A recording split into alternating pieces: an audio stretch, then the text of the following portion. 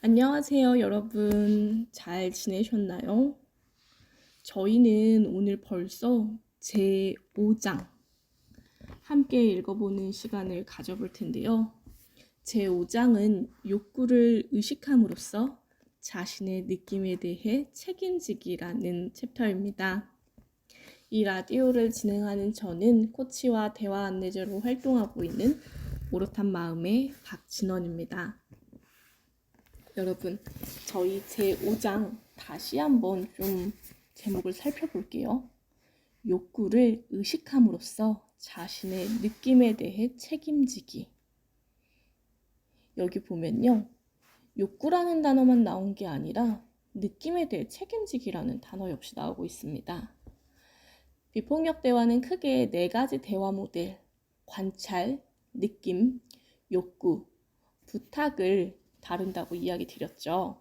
저희 제3장에서는 관찰에 대해 이야기 나눴다면 제4장에서는 느낌에 대해 이야기 나눴고, 오늘은 MVC의 3번째 요소인 욕구에 대해서 이야기 나눠볼 텐데요. 이 제목에서 욕구와 느낌의 단어가 함께 나온 이유가 있습니다. MVC에서는 욕구를 느낌의 근원이라고 보고 있습니다. 그럼 우리 책으로 넘어가 볼게요. 페이지 99.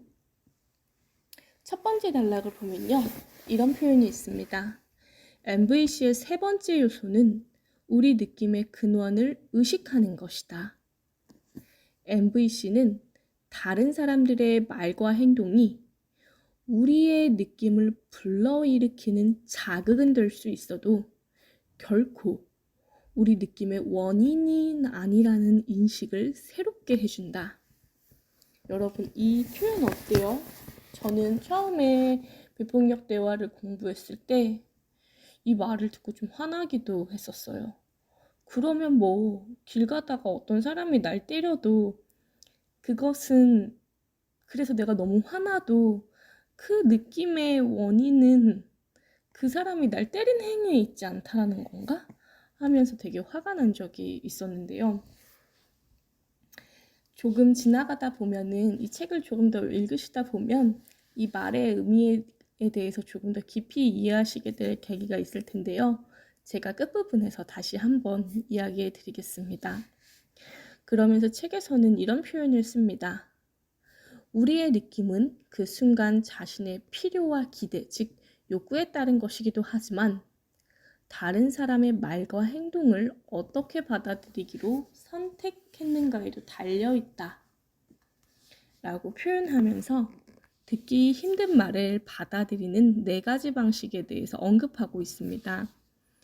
첫 번째 방식은요, 자신을 탓하기, 그리고 2번째는 다른 사람을 탓하기, 3번째는 자신의 느낌과 욕구 인식하기, 4번째는 다른 사람의 느낌과 욕구 인식하기입니다.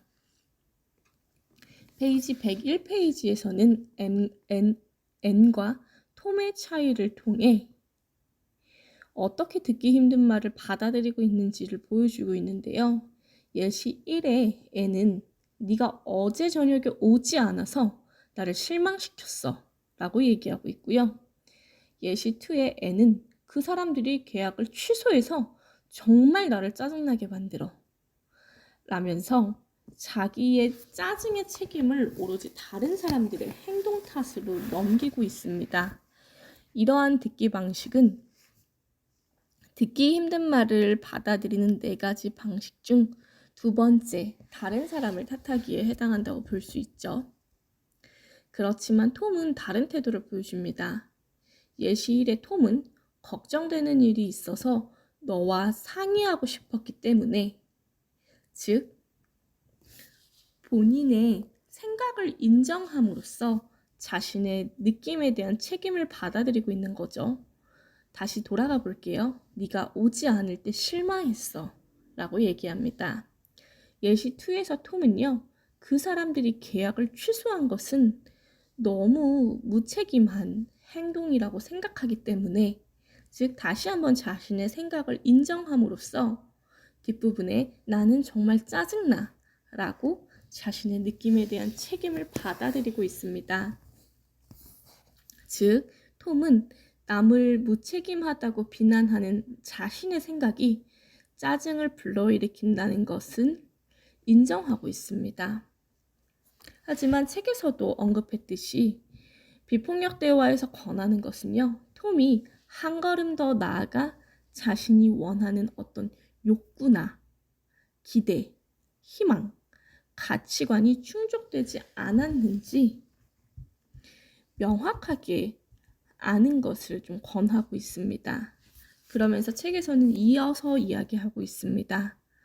우리가 자신의 욕구와 느낌을 잘 연결할수록 다른 사람들이 우리에게 공감으로 반응하기가 더욱 쉬워질 것이다. 톰이 느낌을 자신이 원하는 것과 연결한다면 그들이 계약을 취소했을 때 정말 짜증났어.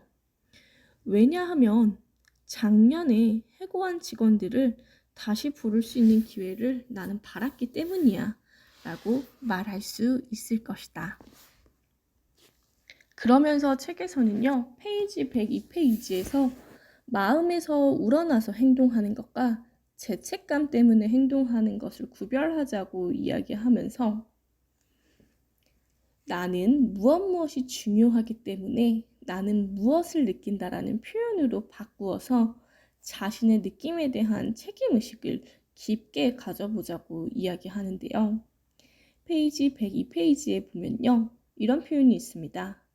우리 회사 소개 책자에 오타가 있으면 그것은 정말 나를 화나게 해. 그런데요, 페이지 103에서는 이러한 표현들을 나는 무엇이 중요하기 때문에 나는 무엇을 느낀다로 바꿔볼 것을 얘기합니다. 예시로는 이런 문장이 나옵니다. 나는 우리 회사가 전문가라는 인상을 주고 싶기 때문에, 그러니까 그것이 나에게 중요하기 때문에 회사 소개 책자에 오타가 있으면 나는 정말 화가 난다. 그리고 다시 페이지 102로 돌아가 볼게요. 네가 음식을 남기면 엄마는 걱정스러워. 이것을 다시 한번 페이지 103에서 나는 무엇이 중요하기 때문에 나는 무엇을 느낀다라는 표현으로 바꾸어 자신의 느낌에 대해 책임의식을 깊게 가질 것을 권하면서 이런 예시를 보여주고 있습니다. 엄마는 네가 튼튼하고 건강하게 자라기를 원하기 때문에 네가 음식을 남기면 엄마는 걱정스러워. 다시 페이지 102로 돌아가려고 했는데 페이지 103이네요. 페이지 103 맨 첫 번째에 이런 표현이 있습니다. 부장이 약속을 지키지 않았기 때문에 나는 화가 난다. 이것을 자신의 느낌에 대한 책임의식을 깊게 할 수 있는 표현으로 바꾸어 보자면 나는 이번 주말에 동생을 보러 가려고 오랫동안 기다려왔기 때문에 부장이 약속을 지키지 않아 나는 매우 화가 난다. 이런 식으로 비폭력 대화에서는 욕구와 느낌을 연결해서 이야기할 것을 강조합니다. 왜냐하면요, 여러분, 느낌의 근원은 욕구에 있기 때문입니다. 페이지 103을 보면요, 분홍색 박스에, 두 번째 분홍색 박스에 이런 표현이 있습니다. 다른 사람에 대한 비판은 충족되지 않은 자기 욕구의 왜곡된 표현이다.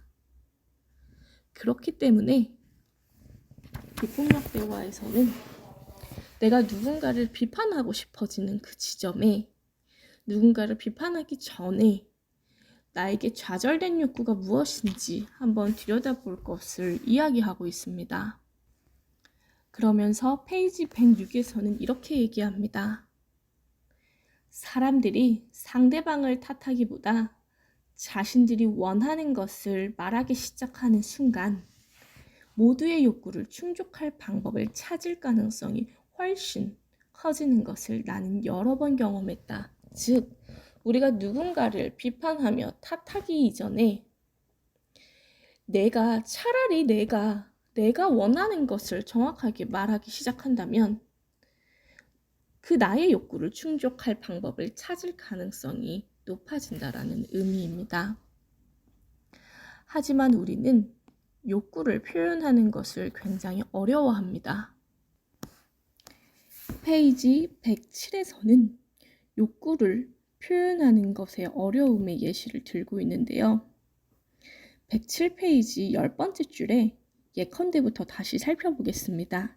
예컨대 바쁘게 하루를 보내서 몹시 피곤해도 자신이 바라는 것을 요구하는데 두려움을 느끼기 때문에 저녁에 자기만의 시간을 갖고 싶다고 당당하게 말하지 못한다. 그 대신 마치 사정하는 듯한 말투로 이렇게 말한다. 당신도 알다시피 나는 오늘 하루 종일 한순간도 내 시간을 갖지 못했어요. 일주일 동안 쌓인 빨래를 모두 다 했고 셔츠를 다렸고 강아지를 수의사에게 데려갔고 식사를 준비하고 도시락을 싸고 반상회로 이웃들에게 전화를 했어요. 그러니까 이렇게 애원하듯이 말하면 곧바로 안 돼라는 대답이 돌아온다. 애원하는 듯한 부탁은 듣는 사람에게 연민보다 오히려 저항감을 불러일으킨다.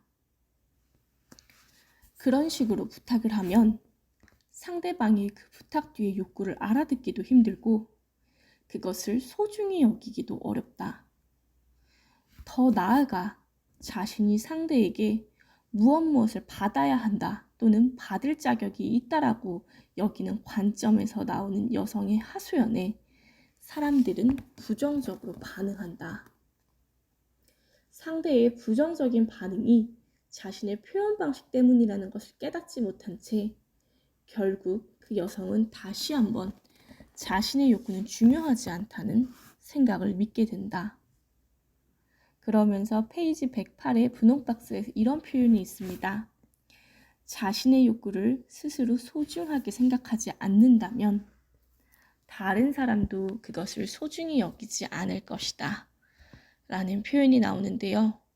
저는 여러분들에게 질문 드리고 싶습니다. 여러분은 자신의 욕구를 얼마나 소중하게 생각하고 있나요?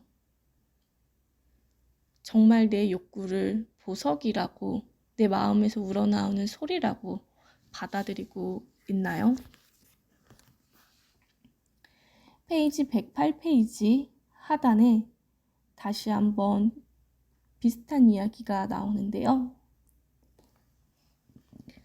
지난 40년 동안 내가 원하는 것을 네 아버지가 들어주지 않아서 화가 났는데 내가 원하는 것이 정작 무엇인지 네 아버지에게 단 한 번도 분명하게 말한 적이 없다는 것을 방금 깨달았단다.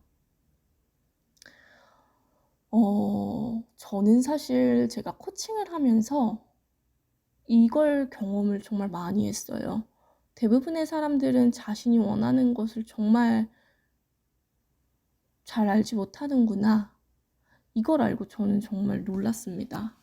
사실 저는 되게 어린 시절부터 제가 원하는 것이 무엇인지 조금 명확하게 알았던 사람이었던 것 같아요. 그래서 20살 때부터 항상 내가 어떤 삶을 살고 싶은지를 적어 놓는 리스트가 있었거든요. 근데 그걸 30대 초반에 어느 날 다시 쭉 봤는데 제가 그걸 적어 놓고 사실 매년 했던 일은 매년 쓰는 다이어리에다가 그것을 옮겨 적는 일뿐이었거든요. 그런데 30대 초반에 그걸 다시 한번 쭉 살펴보니까 거의 대부분 제가 바라고 원했던 게 이루어졌더라고요. 그래서 이게 왜 이렇게 이루어졌지? 생각을 하면서 저도 참 의아해했었는데 제가 코치로서 코칭을 하면서 왜 이루어졌는지 좀 알겠더라고요. 아, 나는 되게 내가 원하는 것이 명확해서였구나.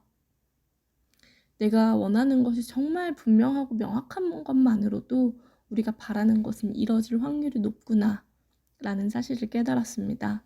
그래서 저는 여러분들이 정말 원하는 것이 무엇인지 꼭 아셨으면 좋겠고 그것을 소중히 여겨주셨으면 좋겠습니다.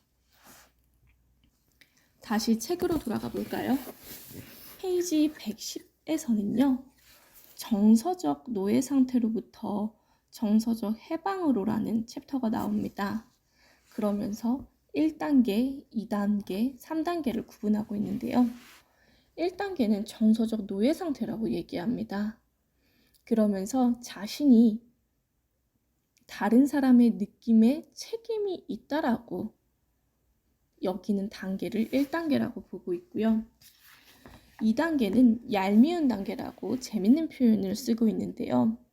이 단계에서는 화가 나는 거예요. 왜냐하면 나는 더 이상 다른 사람의 느낌에 책임지고 싶어 하지 않는 거죠. 왜냐하면 자기 욕구를 깨달아 버려가지고. 그래서 굉장히 내면의 소리를 많이 무시하고 살아온 자신을 돌아보면서 큰 분노를 느끼기도 하고요.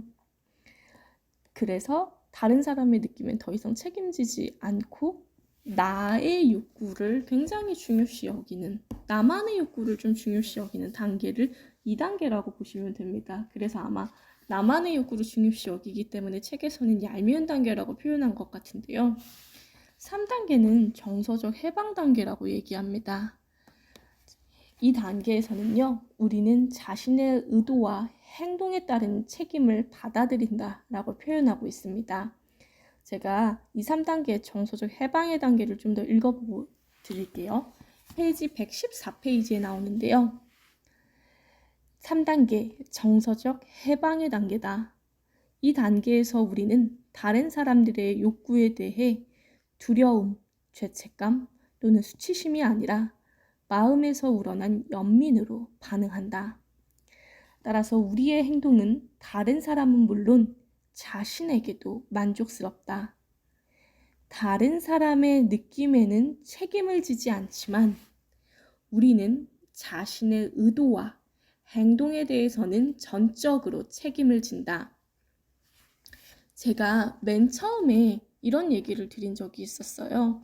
페이지 99페이지를 보면 맨 첫 단락에 MVC는 다른 사람들의 말과 행동이 우리의 느낌을 불러일으키는 자극은 될 수 있어도 결코 우리 느낌의 원인은 아니라는 인식을 새롭게 해준다 라는 표현을 읽어드리면서 예전에 처음에 비폭력 대화를 공부했을 때 그럼 뭐 지나가는 사람이 내 뺨을 때려도, 그래서 내가 너무 화가 나도 이 화가 나는 내 감정의 책임인 그 사람한테 없다라는 건가? 라는 생각이 들어서 화가 났었다 그랬잖아요. MVC에서는 이렇게 얘기합니다. 다시 책으로 돌아갈게요. 다른 사람의 느낌에는 책임을 지지 않지만 왜냐하면 그 사람의 느낌의 근원은, 그 사람의 느낌의 원인은 그 사람이 갖고 있는 욕구에 있기 때문입니다. 그렇지만 우리는 내 의도와 행동에 대해서는 전적으로 책임을 진다 라고 얘기하고 있습니다. 즉, 내가 만약 길 가던 어떤 사람을 갑자기 뺨을 때렸으면, 그래서 그 당한 사람이 정말 화가 났다면 그 느낌의, 화가 난 느낌의 책임은 그 사람에게 있는 거지만 우리가 그 사람의 뺨을 때린 의도, 그 사람의 뺨을 때린 행동에 대해서는 반드시 책임을 지는 것을 이야기합니다. 그러면서 책에서는 이렇게 얘기하고 있죠. 또한 이 단계에서는 다른 사람을 희생시켜서는 자신의 욕구를 결코 충족할 수 없다는 점을 인식하게 된다.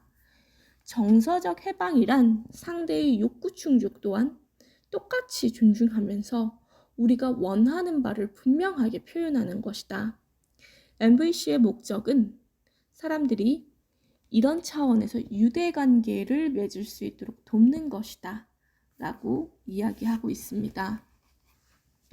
여러분 어떠세요? 조금 와닿지 않기도 하고 또 어떤 분은 화가 나는 감정이 느껴질 수도 있을 것 같아요. 저도 처음에 그런 마음을 느꼈던지라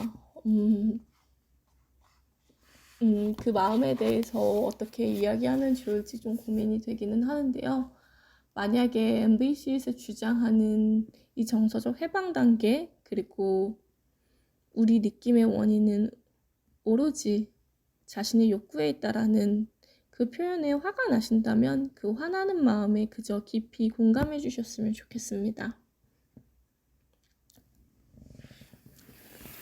그 마음을 깊이 공감하다 보면 또 나에게 중요한 지점들을 만날 수 있게 될 거라는 생각이 듭니다. 그럼 저희 제5장은 여기서 마치겠습니다. 이제 제6장에서 뵙도록 하겠습니다.